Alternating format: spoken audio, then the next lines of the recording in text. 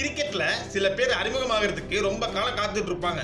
ஆனா அப்படி கிடைக்கிற வாய்ப்பை எப்படி பயன்படுத்தணும்னு ஸ்காட் போலந்து கிட்ட தான் கத்துக்கணும். போலந்து அறிமுகமான அந்த பாக்ஸிங் டே டெஸ்ட்டை யாராலையும் மறக்க முடியாது. இங்கிலாந்து பேட்ஸ்மேன்கள் செட்டில் ஆகலாம்னு நினைச்சப்போ போலந்து உள்ள வந்தாரு. வெறும் 21 பந்துகள்ல 6 விக்கெட்டுகளை வீழ்த்தி வெறும் 7 ரன்கள் மட்டுமே கொடுத்து ஒரு இமாலய சாதனை படைச்சாரு. பில்ட் ஹிம் ஸ்டாச்சு அப்படின்னு ரசிகர்கள் கத்துற அளவுக்கு அவரோட பவுலிங் அவ்வளவு துல்லியமா இருந்துச்சு. ஆஸ்திரேலியாவின் பூர்வகுடி சமூகத்துல இருந்து வந்து சாதிச்ச ஒரு மிகப்பெரிய இன்ஸ்பிரேஷன். 2023 வேர்ல்ட் டெஸ்ட் சாம்பியன்ஷிப் ஃபைனல்ல இந்தியாவுக்கு எதிராக விராட் கோலி மற்றும் ஜடேஜா விக்கெட்டை ஒரே ஓவர்ல எடுத்து ஆஸ்திரேலியா சாம்பியனாக ஒரு முக்கியமான காரணமா இருந்தார். இப்போ 2026லயும் ஸ்டார்க்கு, கம்மின்ஸ், ஹேசல்வுட்னு ஒரு பெரிய கூட்டணி இருந்தாலும் விக்கெட் வேணும்னா கேப்டனோட முதல் சாய்ஸா போலந்து தான் இருக்காரு. போலந்து கிட்ட இருக்கிற ஒரு பெரிய பிளஸ் அவரோட கன்சிஸ்டன்சி. பந்த ஒரே இடத்துல திருப்பி வீசி பேட்ஸ்மேன்களுக்கு பிரஷர் கொடுப்பாரு. இவருக்கு வயசு 30க்கு மேல ஆனாலும் அவரோட ஃபிட்னஸ் மற்றும் எனர்ஜி வேற லெவல்ல இருக்கு. வாய்ப்பு எப்போ வரும்னு தெரியாது, ஆனா வரும்போது அதை சரியா பயன்படுத்தினா நீங்களும் ஒரு ஹீரோ தான். போலந்து அதுக்கு ஒரு பெஸ்ட் எக்ஸாம்பிள்.